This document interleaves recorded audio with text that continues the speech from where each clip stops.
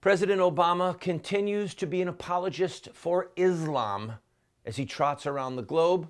We'll take a look at one of his press conferences, and there's other things in the news as well. Stay with me. I'm Randall Terry. This is Voice of Resistance.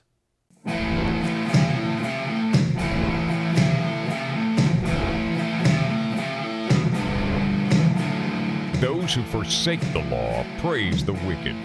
Those who uphold the law resist them. Welcome to the Voice of Resistance. Here's your host, Randall Terry. American values. What are they? I'm an American. You're an American. I think that a lot of times we don't really stop and say, okay, this is what ideologically it means to be an American, to have American values. A broken clock is right twice a day. You knew that, right? A broken clock is right twice a day. There's a lot of us that really don't like the United Nations and what they stand for, but a broken clock is right twice a day. And their Charter on Human Rights gets it right. All right? The Charter for UN Human Rights was primarily crafted by American diplomats and their counterparts in what used to be the Christian nations of Europe. And basically they said, nothing in there about killing your babies, nothing in there about who you marry. It's that you get to practice your religion. You have the right to criticize your government. You have freedom of speech, freedom of association, who you hang out with. All right? You have the right to take out the leaders of your government in a nonviolent way. We call that an election, okay? Basic, fundamental things that we take for granted, that we don't even think about. That's the essence of Western liberty. The right to freedom, freedom of speech, freedom of religion, freedom to own property, freedom of movement, all of these things, all right? That is not Islam. That is not Islam. Now, I'm setting this up for you because President Obama he is an embarrassment. He really is. If it wasn't for the fact that he is so dangerous and that he is such an evildoer, and if it wasn't for the fact that the topics that he is discussing, and God help us, Christ save us, that the authority that he has at his disposal, if it wasn't for the fact that he is using that authority primarily for evil, that in a way that puts us in danger, that slaughters babies, that tramples on marriage, if it wasn't for the fact that he was such a powerful evildoer, we could actually sit back and watch clips of him and mock him. He's like one long Saturday Night Live skit. I want to play a clip and then talk about this. We're going to use, he's been traveling around the world, as you know, and running his mouth in a way that's an embarrassment, and it would be laughable if he wasn't so powerful in his human office. Play that clip, please. Prejudice and discrimination helps ISIL and undermines our national security. And so even as we destroy ISIL on the battlefield, and we will destroy them, we will take back land that they are currently in. We will cut off their financing.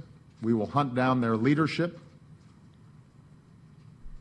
We will dismantle their networks and their supply lines, and we will ultimately destroy them. Even as we are in the process of doing that, we want to make sure that we don't lose our own values and our own principles. All right. The reason I discuss American values is because he's trying to say, and he's been saying, don't be bigoted against Islam. The very thought that we would say that we're not going to let Syrian refugees in America because they're Muslim, that's ridiculous. That's contrary to our values, what we stand for. No, it's really not. It's really not. Because Islam is at war with our values. Islam does not believe in freedom of religion. If you live in an Islamic country, you're not allowed to build a church. You're not allowed to preach the gospel. It's in the Sharia law. You are not allowed to even publicly read the gospel. Okay? You're not allowed to evangelize people to Christ. You're not allowed to criticize the demonic tyrants, such as the crown family of Saudi Arabia. So, Mr. Obama is talking about our values, and it's a ruse. That's what I want you to understand. He doesn't believe in our values. He doesn't.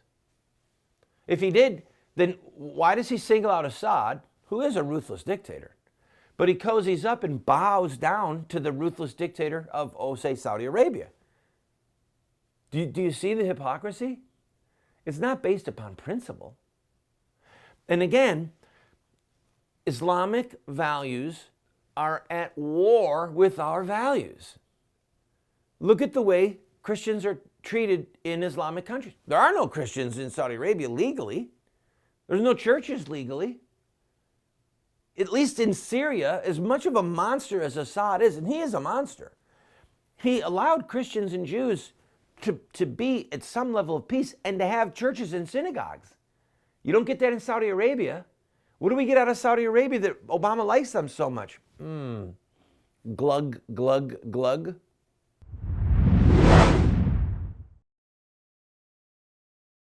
Friend, we are in the middle of producing a 14-part epic television series called What Would Mohammed Do?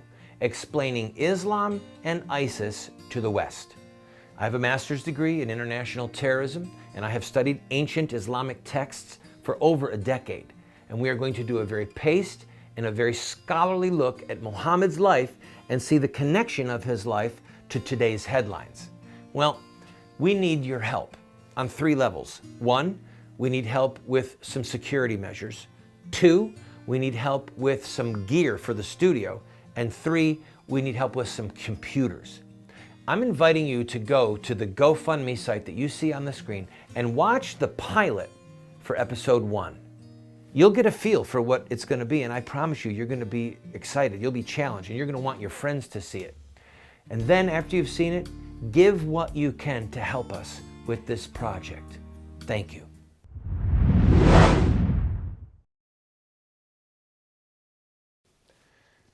Are you prejudiced? Because I know I am. I for sure am. I'll tell you about that in a minute, but I have to focus on the next portion of President Obama's clip regarding Russia. This is laughable. Let's go ahead and roll that tape. It will be helpful if Russia directs its focus on ISIL.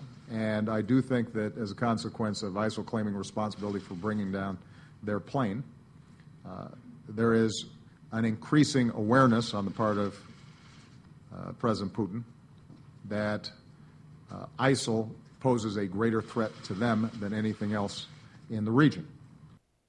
All right. There's an increasing awareness in Russia that ISIS is a threat because their plane was brought down. An increasing awareness? Are you kidding me? And the fact that Russia wants to keep Assad in power, can I explain this to you? Forgive me. I ask your forgiveness. I apologize. I'm speaking with a bad tone in my voice. My wife would chide me. To you, the viewer, we agree. All right. So now I'll turn to this camera and I'll have a bad attitude towards Obama. Are you as ignorant of history as you seem to be, or am I going crazy? Most of the Sunni world, or most of the Islamic world, is Sunni. Okay, there's only 10 to 15% that are Shiite. The vast majority of Islamic terrorism in the world comes from the Sunnis. Okay, Assad is a Shiite, or it's actually a part of a small Shiite sect. So he's a minority in his country, ruling a majority. The religious majority that he rules is the hotbed for most terrorism in the world. Putin says, all right, let me get this straight. I watched what happened in Libya. They took down Gaddafi, and now Libya, he was a dictator, he was a bad guy, but they took him down, and now Libya is in a shambles. And there are large swaths of land controlled by ISIS terrorists. They're killing people there. They're using it as a training ground. They attack Benghazi. And I'm going to sit back and go, well, let's see. I want to take down another dictator. Let's see what the Sunni terrorists can do in Syria. It's awesome what they're doing in Libya. Maybe they can do the same thing in Syria. No, I shouldn't be sarcastic. It's in Russia's interest. If you have to choose between Assad suppressing Sunni terrorism and Assad being toppled, and then ISIS and so-called moderate Muslims of the Muslim Brotherhood, if you have to choose between them controlling Syria, which they will, which do you pick? Because Syria is not sending people to Europe, to Paris, to kill people. Did you know that Assad was educated in the West? Did you know that, if my memory is correct, he went to school in England? He was never supposed to be the leader of Syria.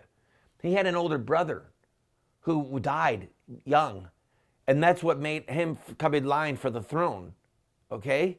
So he actually has an affinity with a lot in the West. It's history that we don't have the time to look at. Russia is bombing the heck out of ISIS. Don't let Obama kid you. Go ahead and play that clip of Obama one more time, because it's the first one, right? Prejudice and discrimination helps ISIL and undermines our national security. And so even as we destroy ISIL on the battlefield, and we will destroy them, we will take back land that they are currently in. We will cut off their financing. We will hunt down their leadership. We will dismantle their networks and their supply lines, and we will ultimately destroy them. Even as we are in the process of doing that, we want to make sure that we don't lose our own values and our own principles. All right, again, Obama's a tough guy. We're going to do this. We're going to do that. Wait a minute, Mr. Obama. You said that they were the JV team. On the very day of the Paris attacks, you said that they had been contained. Do you understand, friend, listener? He's a liar. He's a deceiver.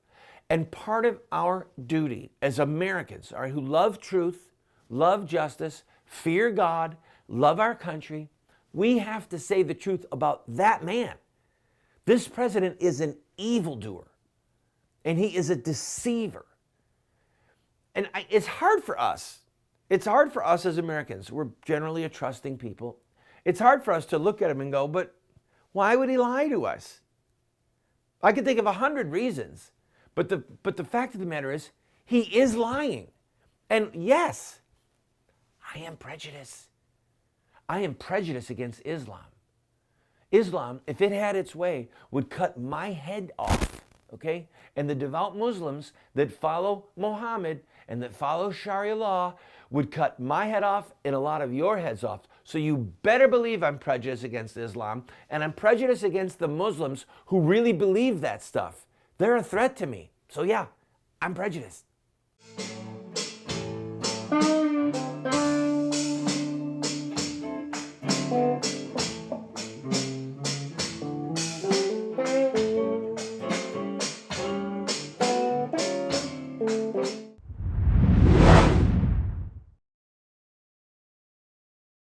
Supreme Court Justice Clarence Thomas referred to John Locke twice in his dissent in the Obergefell decision. John Locke is referred to as the philosopher of American liberty. He was a genius, and he not only believed in natural law, but he believed in revealed law, the Word of God, the law of God. And he is one of the two most influential philosophers on the founders of this republic. We are offering you this book, and I'm going to give you my book as well, The Sword. The Sword, the subtitle is The Blessing of Righteous Government and the Overthrow of Tyrants. It looks at what is the legitimate purpose of government and when is it our right to overthrow government like they did with the Declaration of Independence. We will send you these two books if you simply pay for the shipping and handling, $8, and then give whatever else you want. And by the way, the $8 doesn't cover our cost, but if that's all you can afford, we'll send them to you for the $8. God bless you.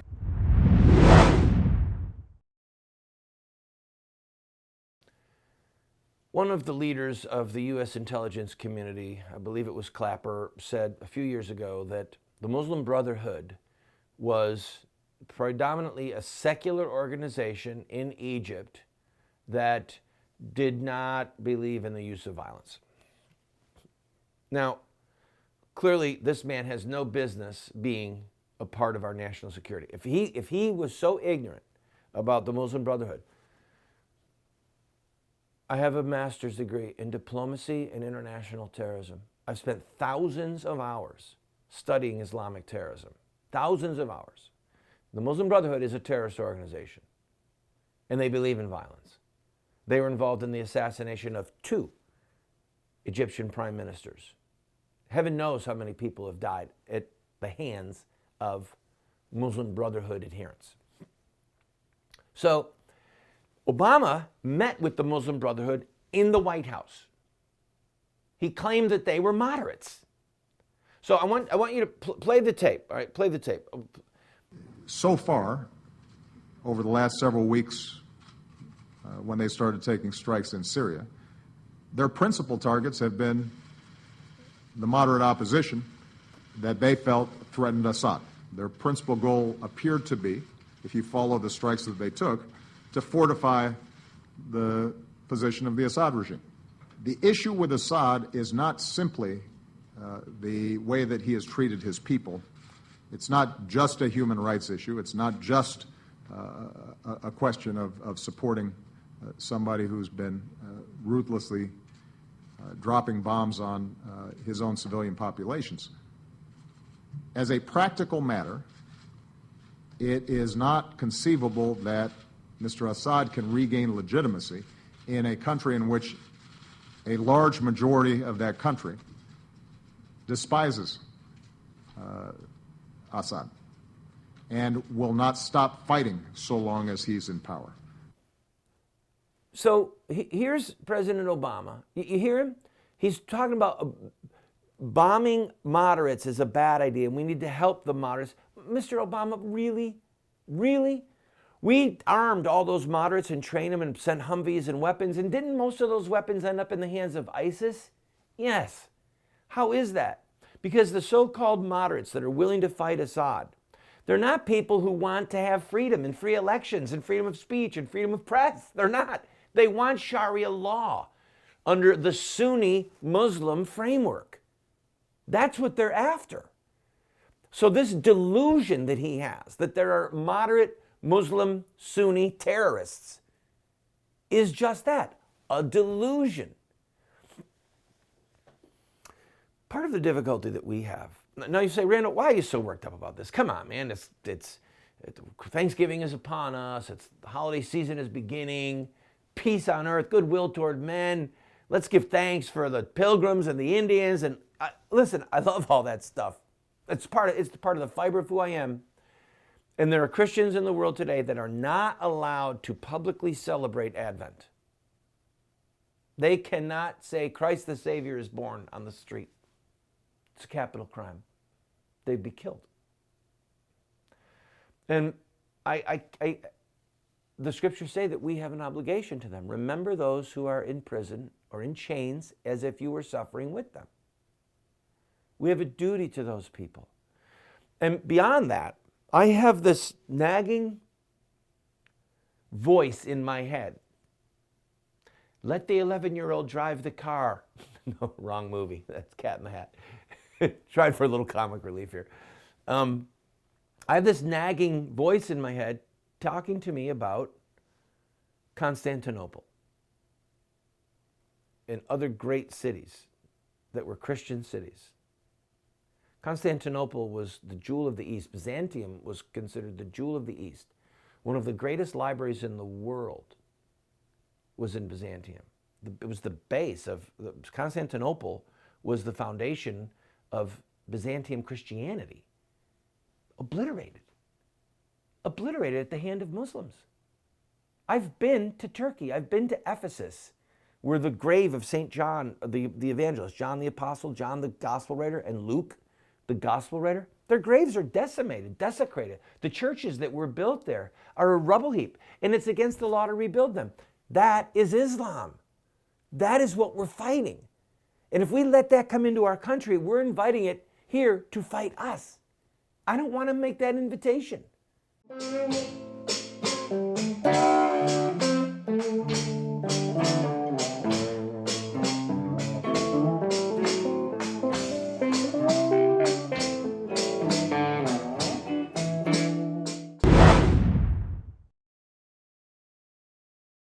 Friend, this TV show represents a mission. It's to be a voice of resistance to the evil in the land, but also to inspire people like you to take a stand at any level that you might be able to equip you, to inspire you, to challenge you, to give you the rhetorical ammunition that you need. But we still have to pay bills. This program, as you know if you're a regular viewer, we don't spend a lot of time raising money. We don't spend a lot of time saying, oh, you need to buy this and we're gonna run. No, we're bringing you a message, but we still have bills that we need to pay. I'm asking you, if you have been blessed by this show, to please go to our website or send a check to the address you see on the screen or call the phone number that you see on the screen and use your credit card and to give $50 or $100 or $500 just to help us meet our normal expenses. And we'll keep bringing you this hard-hitting show.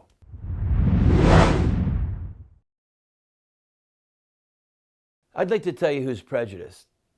The people who are prejudiced are the people in the media. What happened in Paris was horrific, and the numbers and what happened show true horror. But right on the heels of that attack over the weekend, did you know that the capital of Mali, Bamako, had a terrorist attack? 20 people dead. There were like 150 hostages at one point. The details are still trickling out. But you see, Mali is a poor country. It's not Paris. And we don't give it the kind of coverage that we give Paris because we don't have the media assets on the ground.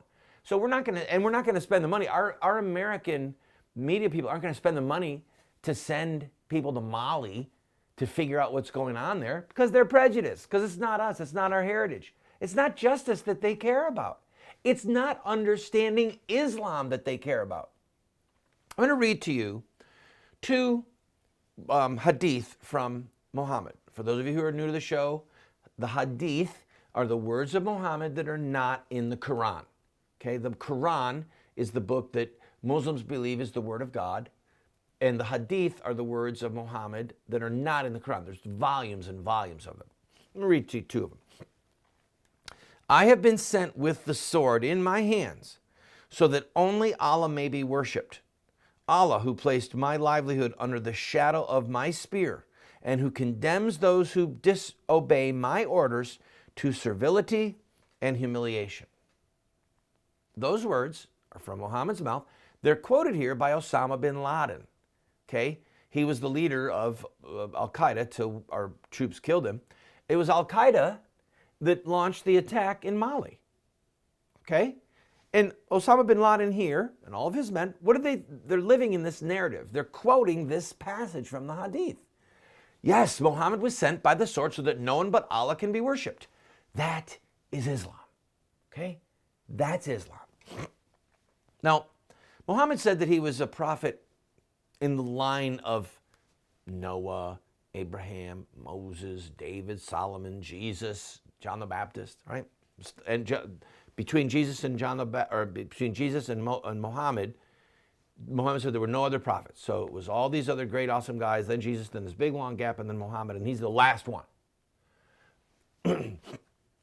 Now, he knew that Moses and Abraham and Jesus, they didn't kill people and steal stuff, spoils of war to fund their religion. So Muhammad had to have an excuse for that. So he said, and I quote, I have been given superiority over the other prophets. I have been made victorious with terror cast in the hearts of the enemy. Spoils have been made lawful to me, and the line of the prophets is closed with me. That's what he said. I'm different than the other prophets. I get to use terror. That's his words. He was a terrorist by today's standards, and he said over and over again that he got to use terror to convert people. How blind can we be? He's been made victorious with terror, and the spoils have been made lawful to him. He was permitted to steal stuff like ISIS is doing. That's Islam, friends. Islam isn't what we wish it would be. Islam is what Muhammad said it was. The end. So if you want to understand the threat that Islam is to us, all you have to do is read the words of Islam's founder, Muhammad, who said that he was allowed to have terror, and that's what made him victorious.